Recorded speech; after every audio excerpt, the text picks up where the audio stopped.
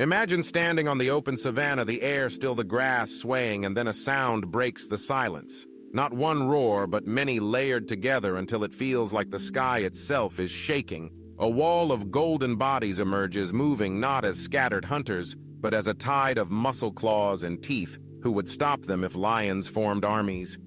This is not fantasy. This is a question rooted in biology and history, and in the deepest secrets of nature, lions already hold the seeds of armies inside their very design. They are not just strong predators.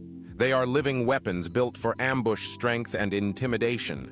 Their muscles are dense. Their bite force can shatter bones. Their claws curve like natural knives. Their eyes see in near darkness.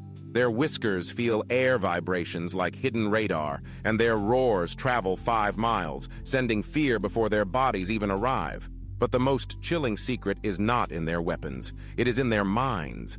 Lions, unlike other big cats, are social. They live in prides with structure. Leaders, defenders, hunters, and young trainees. Females hunt together, coordinating with silent cues. Some chase, some circle. Some wait to ambush males. Defend borders, marking patrolling, roaring in shifts. Cubs learn by copying drills of stalking and pouncing. This is already a primitive army blueprint waiting to be scaled. What happens if instead of fighting each other, prides unite under one cause? Picture 10 prides merging into 100s of lions roaring in unison, their golden coats moving like a river of fire. The savannah would tremble, every herd, every predator, every human settlement would feel the ground shift as they marched. Elephants might try to resist with their tusks, rhinos might charge, hippos might fight in rivers, but armies of lions would swarm, overwhelm, and adapt their tactics. Waves of claws and teeth would break even the strongest defenses. What would happen to prey species, antelopes, zebras, wildebeests, the great migrations that define Africa? They would vanish in days, torn apart in organized hunts. Lions normally rely on bursts of energy followed by rest. But if united in thousands, they could rotate waves of attack, half resting, half hunting, ensuring no pause in their campaign. Prey populations would collapse. Ecosystems unravel, grasses left ungrazed, fires spreading soil, degrading scavengers like hyenas, vultures and jackals would starve too without leftovers. The balance of millions of years gone within a generation. But let's think deeper through comparisons. Other animals already form collective systems. Ants create colonies with millions moving as one. Wolves hunt in packs with strategy.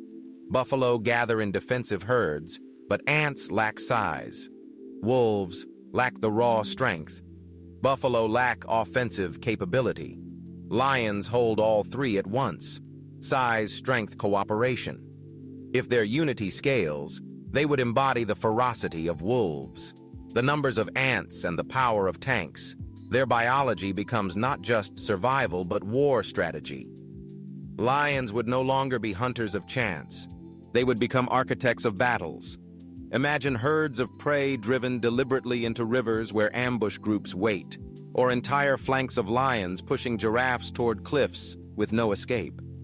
The savannah would be a battlefield of planned death. Now put humans into this picture. Humans like to think we are the ultimate apex predators, but our dominance rests on tools. Not biology, guns, walls, vehicles, technology, but armies of lions. Challenge this directly. Picture 1,000 lions advancing toward a village. Even with rifles, the villagers fire until bullets run out. Lions leap walls, outrun vehicles, overturn defenses, speed, power, and numbers on their side. Humans might retreat to fortified cities, but farmland villages and open savanna would be theirs, and humanity would face a nightmare.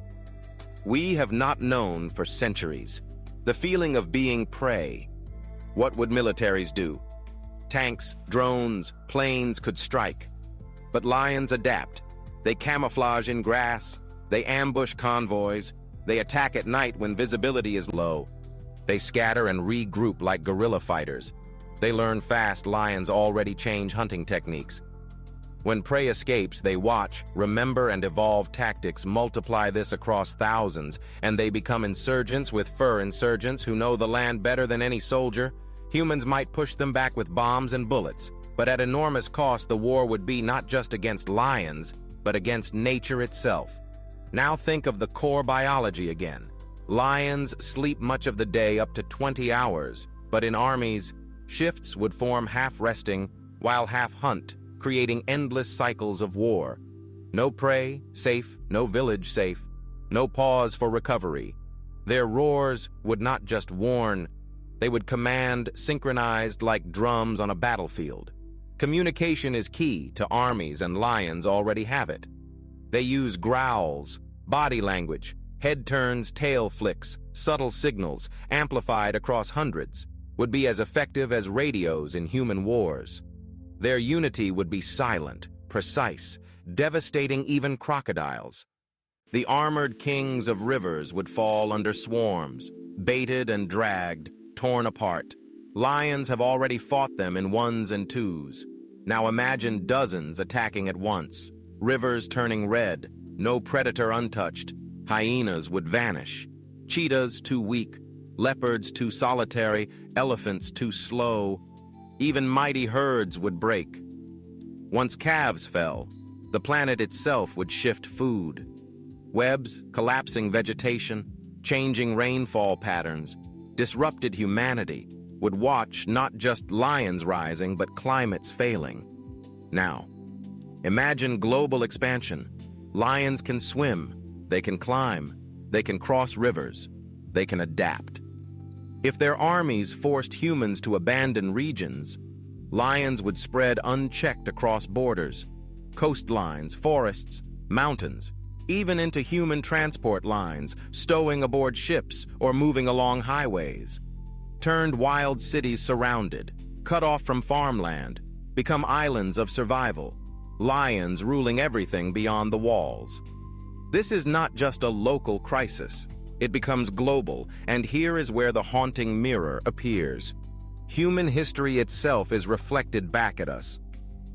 Early humans succeeded because we hunted in groups, shared knowledge, planned attacks, used numbers to overcome stronger, faster animals. Lions organizing is the same path taken by another apex predator. But instead of tools, they wield flesh and instinct. What humans did with stone spears, lions could do with teeth. What we did with war drums, lions could do with roars. What we did with radio lions could do with body signals. Armies born not of invention, but of evolution. The question becomes, not could they form armies, but why have they not yet? Perhaps scarcity will push them there. Drought, disease, human encroachment breaking borders, forcing prides to unite. Necessity has always been the mother of invention. Perhaps it will be the mother of lion armies too. Imagine then the battles across continents, tanks firing into golden waves, fighter jets dropping bombs, lions scattering, hiding, reuniting to strike back supply lines, torn farmers, starved nations collapsing because resources are spent on a war against nature. It would be the first true interspecies war, and humans would not find it easy. Victory, even if they win. In the end, the scars would mark the earth.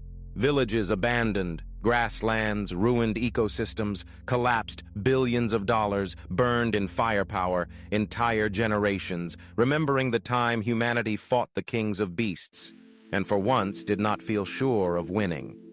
What if? Lions also learned from us, observing how we defend, watching our patrols, noting our timing. Adjusting attacks, they already adapt in hunts, avoiding traps and changing positions over time.